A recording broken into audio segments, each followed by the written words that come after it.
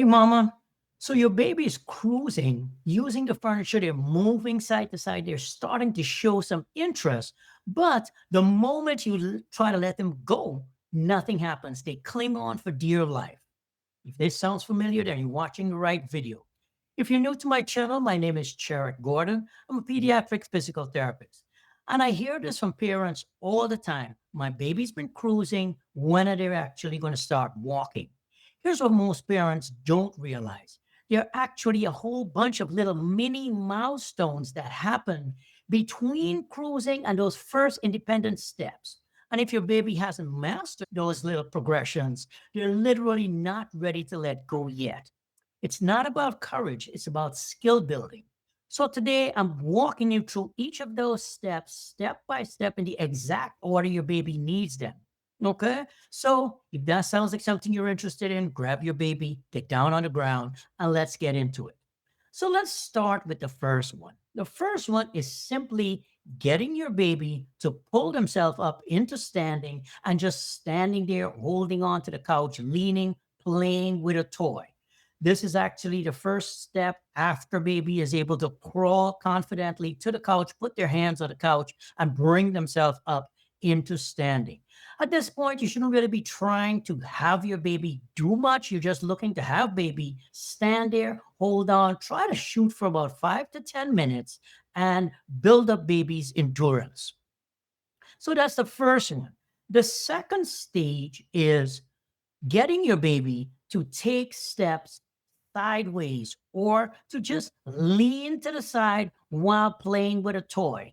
Now you can see I have baby up here standing facing the couch. We're engaging with the toys. I'm really not trying to get him to do too much. If he does take a step sideways, I'm going to help him to move his legs because some babies actually need you to help them to move their legs when they first start standing.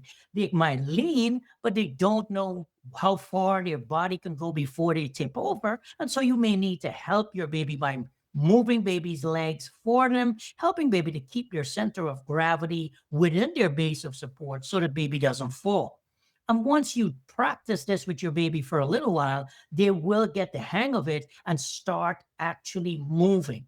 I want to encourage you to cue your baby to move in both directions, move to the right side and move to the left side while baby is practicing playing with the toy.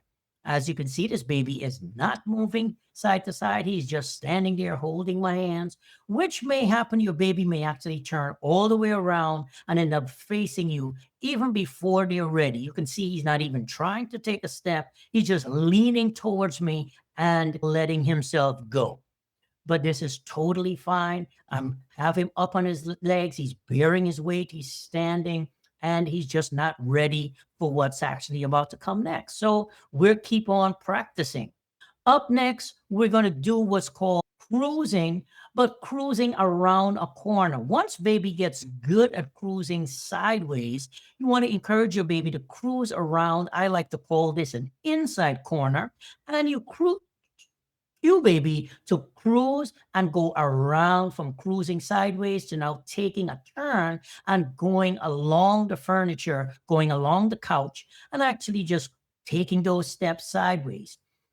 As he continues to improve his dynamic balance and take those steps sideways, I'm going to continue to challenge him to do things that are a little bit more difficult for him. As you can see, we're increasing the level of difficulty as baby is moving around. Here I have him reaching down, picking a toy up, and coming back up to standing and continuing to move side to side using the couch for support and give him a little bit of stability.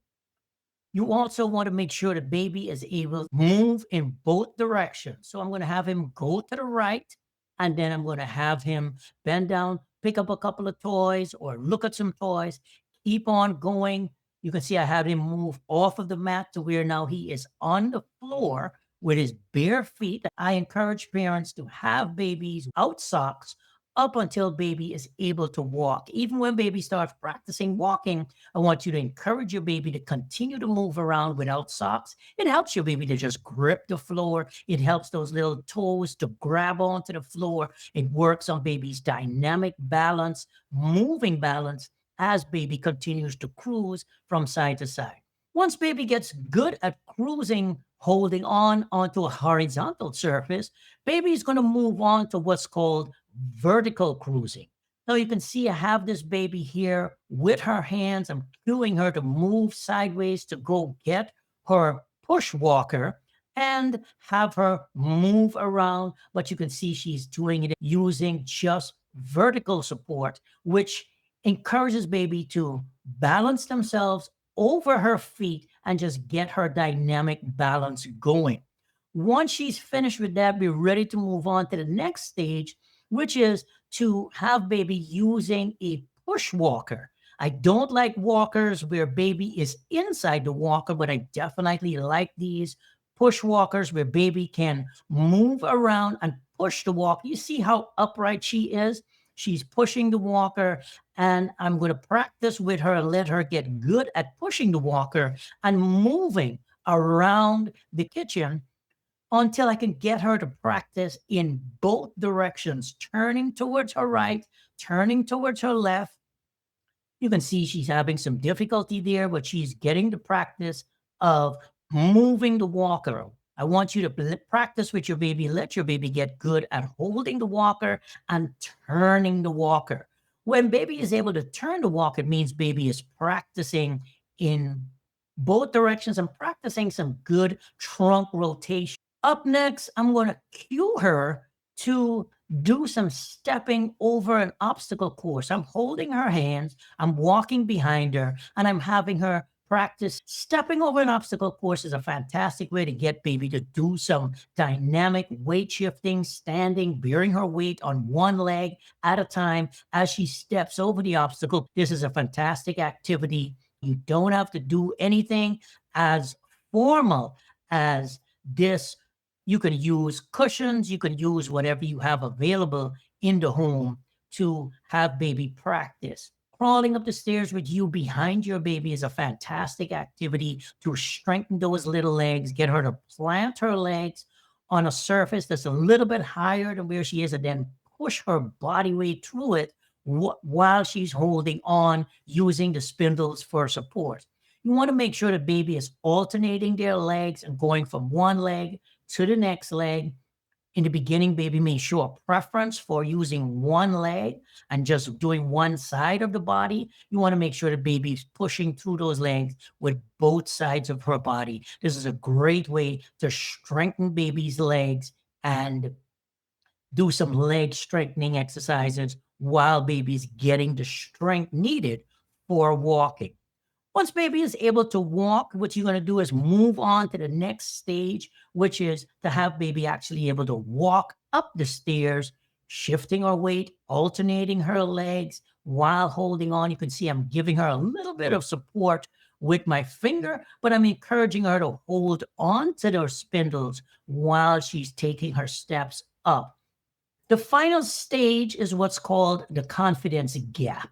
You can use your legs for support and have baby stand in front of you, just a short distance away from the front of the couch, and encourage baby to take some steps to where baby is able to step towards the couch and move to the couch. I like to do this so that if baby loses her balance while she's stepping to the couch, she would actually fall up against the couch.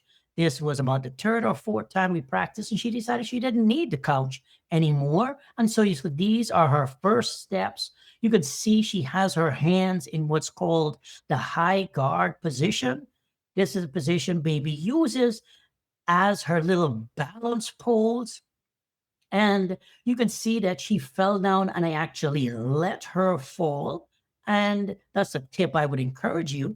Once you're encouraging baby to walk independently, I would encourage you to try to force yourself to step back and let baby fall if she needs to, in order to get some good practice with this whole walking thing, get her dynamic balance, allow her to bring her hands up, use her hands as her balance poles.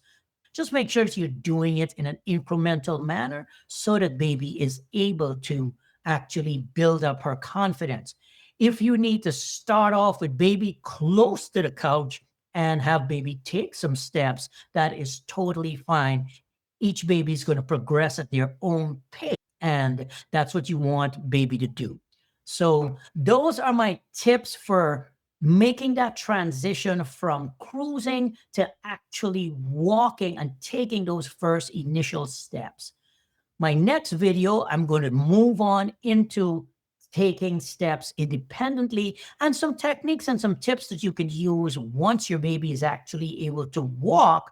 But you might notice your baby loses their balance and falls a lot. So I'm going to do a live about some steps that you can take to take care of your baby once your baby is walking independently. If your baby happens to fall into that category where your baby is unstable and your baby loses their balance and falls a lot, like trips and falls forward, how to help your baby to be able to navigate that. Okay. I will see you in the next video, my friends. Have a good evening.